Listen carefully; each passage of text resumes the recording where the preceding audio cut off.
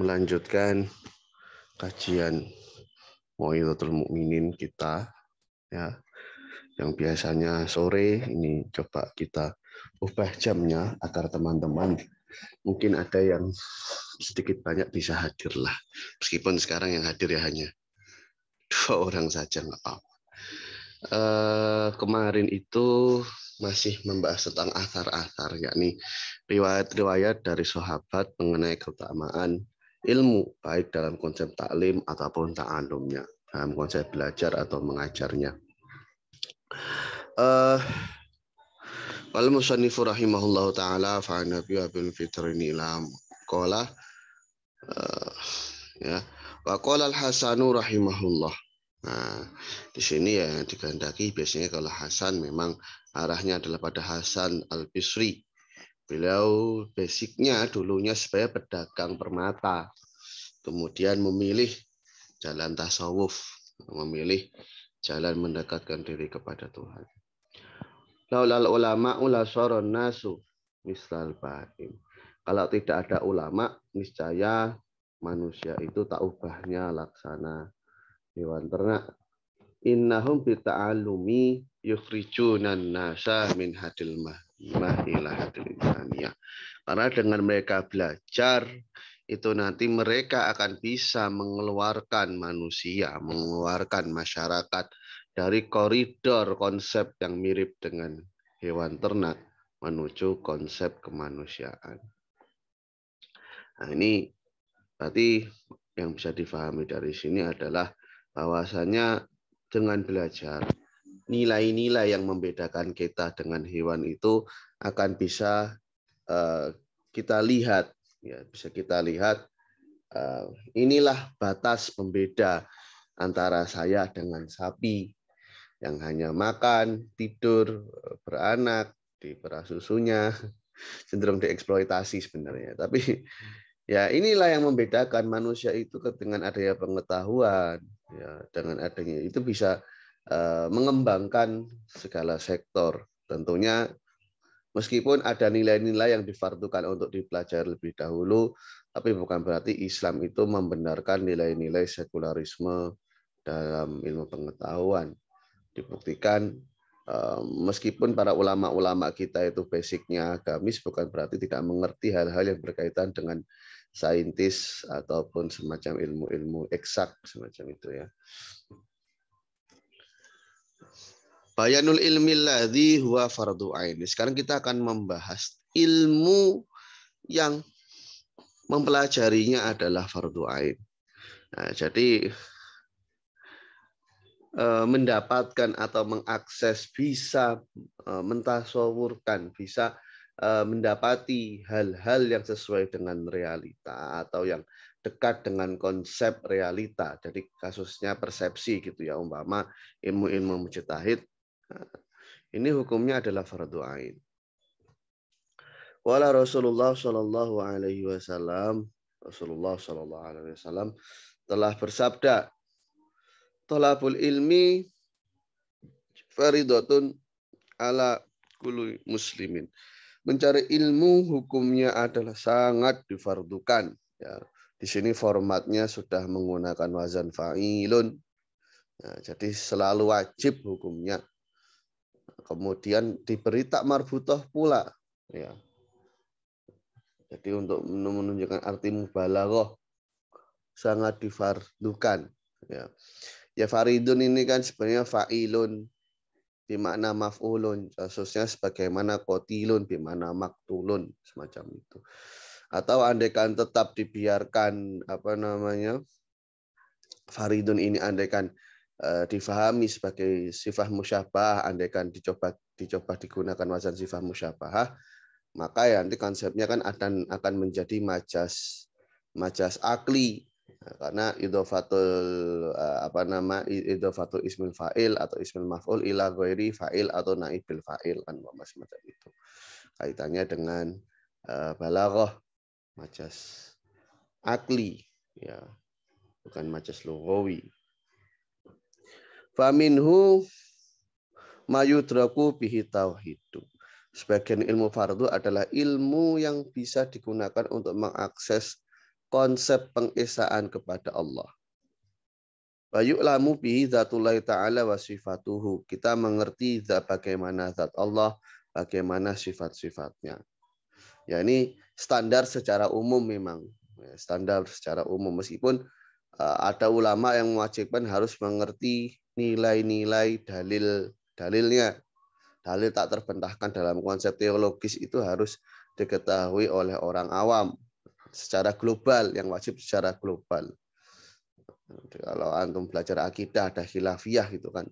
Orang yang hanya taklid dalam masalah akidah itu yakfi imanuhu atau tidak, apakah imannya ini sudah dianggap dalam syariat atau tidak, itu kan ulama khilafiyah. Ada yang bilang taklid itu nggak sah, contohnya semacam Ibnu Arabi dan Imam Sunusi. Tapi yang lain yang rojih ya memang dia berdosa karena tarku ta'allumil barohin. Dia tidak mempelajari dalil-dalil atau nilai-nilai argumentatif dalam konsep teologis, itu dia berdosa.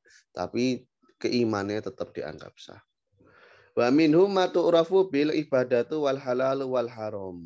Kemudian hal-hal yang berkaitan dengan ritual ibadah yang sifatnya vertikal. Ya meskipun sebenarnya ibadah itu kan ya nggak selalu vertikal, ada ibadah-ibadah yang nilainya horizontal. Tapi horizontalnya ini sesuai dengan instruksi secara vertikal dari Allah. Ya, contohnya kan sebagaimana zakat. Zakat ini kan ada nilai sosialnya. Meskipun berdasarkan instruksi dari Allah. Dengan ilmu mengerti yang halal dan yang haram. Ma yahrumu minal mu'amalati wa ma yahillu. Kalau halal yahilu itu halal, halal yahulu itu bertempat. Jadi hal-hal yang haram dari konsep-konsep transaksi atau bagaimana bermuamalah, bahasa sekarang sepertinya sudah cenderung digunakan dalam bahasa Indonesia ya. Bagaimana berhubungan sosial, yang halal, yang haram, yang bagaimana. Wa minhu ma tu'lamu bi ahwalul qalbi. Ya. Hal-hal yang termasuk wajib dipelajari adalah mengerti kondisi-kondisi hati. Ma yuhmadu minha, yakni hal-hal yang dipuji, kasobri, sabar, wa syukri dan syukur. Nah, syukur itu berterima kasih. Berterima kasih. Yakni ada khilafiyah kan. Apakah asyukru dan alhamdu itu sama ataukah berbeda? Yang jelas kalau asyukru ini dilafalkan dengan lisan dan dipraktekkan secara fisik gitu, untuk syukur itu. Wasakho, dermawan, kemudian husnul khuluqi, baiknya perangai. Perangainya ini banyak, nggak cuma satu. Jadi ketika kondisi terjepit, ketika kondisi normal, dalam kondisi banyak rezeki, bagaimana memposisikan diri. Jadi berperilaku seefektif mungkin dengan lingkungan yang ada. Kurang lebihnya seperti itu. Kemudian wahusnil muasyarah, baiknya untuk bersosial. Ya, muasyarah ini lebih umum dari muamalat. Kalau muamalat ini cenderung ada transaksinya, baik transaksi jual beli, transaksi pinjam, transaksi gadai, kemudian sewa jasa pekerja untuk ladang, muzaroah itu kan. Muasyarah lebih umum, bagaimana kita saling temu sapa, bagaimana kita saling berkunjung. Ziarah, silaturahmi itu kan hal yang bernilai ibadah. Jadi berangkatnya saja ibadah, sampai sananya juga ibadah. Menambah rezeki, menambah relasi, banyak faedah-faedah yang dapat kita dapatkan dengan ziarah. Kemudian as-sidqi, jujur. Nah, ya ini koridornya adalah koridor-koridor instruksi dari syariat. Kejujuran, wal ikhlasi, dan ikhlas. Nah, kemudian wa mayudhamu, hal-hal yang dicela. Nah, semacam iri dan dengki. Yang membedakan iri dan dengki itu, iri itu semacam ada nilai tamak atau keinginan untuk memiliki hal yang sama dengan orang lain. Jadi lebih ke arah hal yang menghasilkan. Saya mau loh punya mobil kayak dia gitu. Jadi kita merasa merasa panas ketika orang mendapatkan rezeki. Dan kita ingin punya hal seperti itu. Ya kalau inginnya itu ingin wajar dengan tanpa ada unsur kebencian ya nggak masalah. Umpama tetangga bisa buat rumah baru, kita termotivasi untuk buat rumah baru supaya bisa lebih menghargai tamu. Ada tamu banyak, tamunya semuanya bisa duduk di sofa. Nggak apa-apa, itu kan istilahnya termotivasi melakukan hal yang baik. Yang iri yang tidak diperbolehkan itu kan yang nanti endingnya adalah hal-hal buruk. Semuanya ya hal-hal buruk itu paling tidak mendasarnya ya dari iri. Wal hasadi dan dengki. Kalau dengki ini cenderung menginginkan orang lain kehilangan nikmat yang didapatkan. Jadi kalau iri itu ingin mendapatkan hal yang sama atau lebih, kalau dengki itu cenderung nggak apa-apa saya nggak dapat, yang penting dia juga nggak dapat. Semacam itu. Wal ghish. Ghish itu penipuan atau kecurangan. Ya, kecurangan itu hal yang dicela. Ya, kecurangan ini tentunya yang menyalahi koridor-koridor syariat. Ya, kalau semacam hilah atau celah berkelit dalam konsep syariah ya tidak semuanya langsung bisa kita klaim haram. Karena bisa jadi yang kita hadapi ini orang yang lebih licik lagi, tidak peduli dengan aturan syariat, maka kita liciki dengan konsep syariat ya. Itu istilahnya setidaknya dalam konsep syariat itu dilegalkan. Meskipun mungkin secara sosial, kalau antum nipu dia, ya apa bedanya antum dengan dia? Memang begitu. Pasti kan ada orang-orang yang semacam itu. Ya ini kan perlu ditimbang dari pribadi itu sendiri. Kira-kira perlu nggak saya balas, tapi yang masih sesuai dengan koridor syariat. Kemudian wal kibri dan sombong. Ya, sombong itu merendahkan manusia, ya, atau menolak kebenaran. Jadi yang disebut sombong itu yang seperti itu, menolak kebenaran dan merendahkan manusia. Kalau antum merasakan ada nilai kemuliaan yang Allah berikan kepada antum, kemudian antum tidak gunakan itu untuk merendahkan orang lain dan juga tidak merasa takjub pada hal itu, karena itu kan murni pembelian Allah, yaitu berarti tidak kiber, tidak sombong, dan juga tidak ujub, istilahnya ujub. Ujub itu kan merasa ajaib atau merasa terheran-heran dengan kemampuannya sendiri, merasa dirinya sudah superior atau besar kepala lah. Besar kepala. Ya kalau hanya kita mengakui Allah sudah memberikan kita nikmat yang banyak, kita diberikan iman selama bertahun-tahun, alhamdulillah. Ya itu tidak sombong, meskipun itu kan nilai-nilai yang besar, hal-hal yang besar gitu ya, hal-hal yang besar, nikmat yang besar.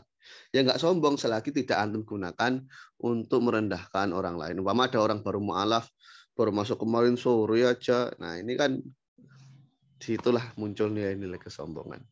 Al-kibru batrul haqi awghamtun nasi, seingat saya seperti itu di hadis. Namanya sombong itu ya menolak kebenaran ataupun merendahkan manusia. Jadi disampaikan yang benar kayak apa dia nggak mau, itu sombong. Waria ini cenderung ingin dinilai oleh orang lain, ingin memperlihatkan pada orang lain. Ya, familiar dengan istilah pamer. Walgodobi dan marah-marah. Ya tentunya marah-marah ini situasional ya. Kadang-kala kita perlu memposisikan diri dengan menaikkan nada bicara. Ya karena melihat orang yang kita ajak komunikasi ini umpama tidak bisa serius atau menanggapi suatu hal yang urgent, yang penting. Nah, dan dia menganggapnya itu hanya angin lalu saja. Nah, kemudian adawah, permusuhan. Nah, adawah, permusuhan. Wal baghdha, kebencian. Wal bukhli, dan kebakilan. Nah, fa ma'rifatu ma taktasibu bihil ula wa ma tajtanibu bihis saniyah fardu ainin katahsihil mu'taqadati wal ibadati wal muamalati. Mengerti hal-hal yang bisa menjadi media, alat, piranti, penghantar untuk mencapai nilai-nilai yang pertama, yakni sabar sampai ikhlas. Dan mengetahui hal-hal yang bisa menjadi piranti, media, alat, penghantar untuk menjauhi hal yang kedua, yakni iri, dengki, sampai bakhil. Itu tadi, mengetahui medianya atau caranya, metodenya, ini adalah fardu ain. Maka mengaji tasawuf itu hukumnya sedikit banyak ya, tetap fardu ain. Kenapa? Karena mengajarkan nilai-nilai bagaimana kita memposisikan diri agar tidak terbawa pada dorongan hati yang cenderung menginginkan hal-hal yang buruk. Dan supaya kita termotivasi untuk melakukan hal-hal yang baik. Oke, sampai sini dulu kira-kira ada yang perlu didiskusikan atau tidak? Nah, saya rasa nggak ada ya, ini cukup jelas. Ya, memang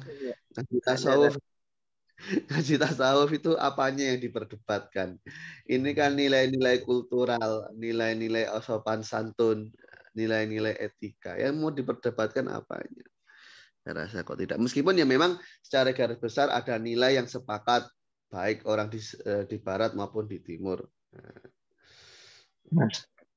Bagaimana menghormati orang tua, kan semacam itu. Nah, ini kita sekarang akan mulai masuk membahas tentang akidah atau konsep kepercayaan. Kitabu akibati ahli sunnah wa fi kalimatai syahadatil lati hiya ahadum mabani Islam.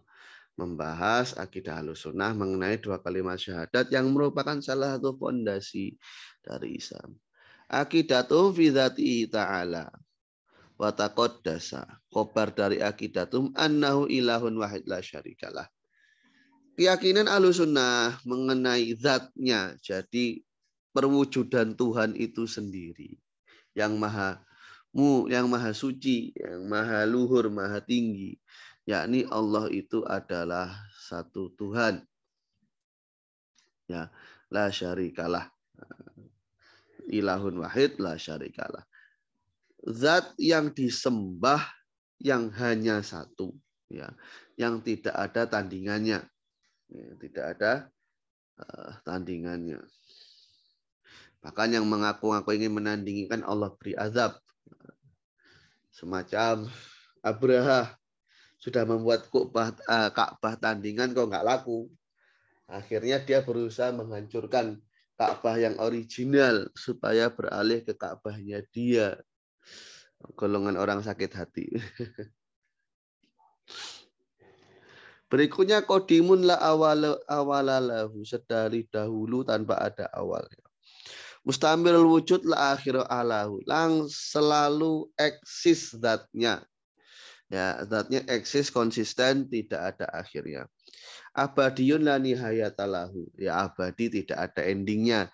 Daimun lan siromalahu, ya, bersifat selamanya atau kontinuitas tanpa adanya konsep keterpotongan. Ya. Lam yazal wala yuzal, la lam yazal wala yuzal, tidak akan atau ya tidak akan hilang. Nah, di sini bahasanya menggunakan lam ya, berarti tidak spekulatif akan terjadi sebaliknya di masa yang akan mendatang. Tapi kalau pakainya lama itu masih spekulatif, nanti di masa depan akan bisa terjadi. Tapi kalau lam itu ya sudah tidak bisa terjadi. Wala yuzalu, dan tidak akan hilang. Mausufan, Binu'util jalal, disifati dengan sifat-sifat kemuliaan. Bal huwal awal wal akhir, Allah zat yang pertama dan juga zat yang terakhir. Wal zahir wal batin, yang tampak dan yang samar. Loh, mana katanya Tuhan al-zahir? Ya justru dengan kita melihat diri kita sendiri ini mengindikasikan keberadaan Sang Pencipta. Karena kita ini kan selalu berubah-ubah. Kadang di bawah, kadang di atas. Ini memerlukan sang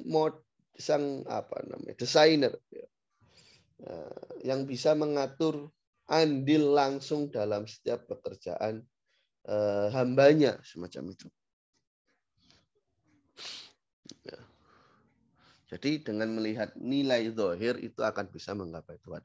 Atau kalau bagi yang sudah pernah belajar mantik, termasuk dalalah iltizamiyah yang ghairu bayin. Jadi interaksi antara sebuah makna mendasar dengan makna pengembangan atau makna konsekuensinya itu nanti membutuhkan argumentasi. Semacam itu kan kalau dalam bab mantik. Layuk do'alai bilaking do' walang wal infisol. Tidak dihukumi akan selesai dan juga akan terpisah bitasorumil abad dengan keterpotongannya abad atau kurun. Ya. Bangkirodil ajal dan selesainya waktu. Saya bacanya loncat tadi ya. Iya, harusnya ini dulu. Layuk do' bi'alai bil inqidha wal infisol. Baru yang bawahnya. Walah. Bal huwal awal wal akhir wal zahir wal batin. Wa huwa bi kulli syai'in alim. Dengan segala hal Allah tahu, wajib, muhal, jaiz, Allah tahu semua. Wa annahu laisa bijismin musawwarin. Zat Allah itu tidak berbentuk fisik yang ada gambarannya. Ya.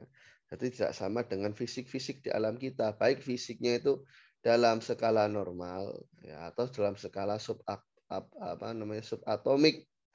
Jadi pembagian atom ke skala terkecil yang bisa didapati. Nah, itu ya tidak terdiri dari itu. Nah, wala yumathilu maujudan, tidak menyamai sama sekali dengan hal yang wujud. Wala yumathiluhu maujudan, dan tidak disamai oleh zat yang wujud, yakni makhluk, lebih tepatnya sebuah keberadaan yang berupa makhluk. Wala tuhitu bihil jihad, Allah tidak terbatas pada arah mata angin. Ya, tidak terbatas dengan arah mata angin. Wala tanifuhu al-araduna walas samawat, dan juga tidak tercakup dengan bumi dan langit. Karena Tuhan itu tidak bertempat. Ya. Tuhan itu tidak bertempat. Karena Tuhan bertempat itu konsep makhluk. Nah, kalau Tuhan bertempat, ini sama saja dengan makhluk. Wah, begitu pendekatannya. Intinya yang mengisi ruang itu kan hal-hal yang berbentuk fisik. Nah, kalau Allah itu berbeda dengan makhluk yang mestinya tidak mengisi ruang. Jadi ada konsep Tuhan turun, Tuhan naik, Tuhan turun sepertiga malam, Tuhan duduk di atas arsy. Ini omongan-omongan atau komentar-komentar yang arahnya cenderung menganggap Allah sebagai zat fisik semacam itu. Fa'annahu mustawin al-arsy 'alal ladzi qalahu wa bil ma'na alladzi aradahu. Allah itu beristiwa di atas arsy dengan konsep yang Allah sampaikan sendiri, innama 'alal arsy istawa gitu umpama. Tapi maknanya ya dengan makna yang Allah kehendaki, bukan makna yang Anda persepsikan. Ini kan semacam counter juga untuk teman-teman kita salafi yang berusaha ngeyel ayat atau lafaz di situ adalah isbatul makna. Jadi makna harfiahnya digunakan gitu. Makna harfiahnya digunakan. Wa wal fawqal arsy was sama, di atas langit dan di atas arsy. Sebenarnya dengan bahasa Foucault ini sudah cukup jelas ya, karena Foucault itu kan basicnya memang tidak menempel. Ya. Dan kalau tidak menempel kan bisa difahami memang Tuhan itu memang tidak beruang atau beruang namun apa namanya dengan konsep yang lain gitu. Bahasa Foucault itu kan tidak menempel langsung umpama karena Foucault itu arah mata angin, arah sebuah arah gitu ya, bukan bukan bukan dikaitkan dengan posisi tempat umpama. Contohnya kan kalau alal kuudi, alal makadi di atas bangku, berarti memang menempel di atas bangku. Tapi kalau Foucault makadi itu ada jarak yang memisah antara benda dengan makadnya.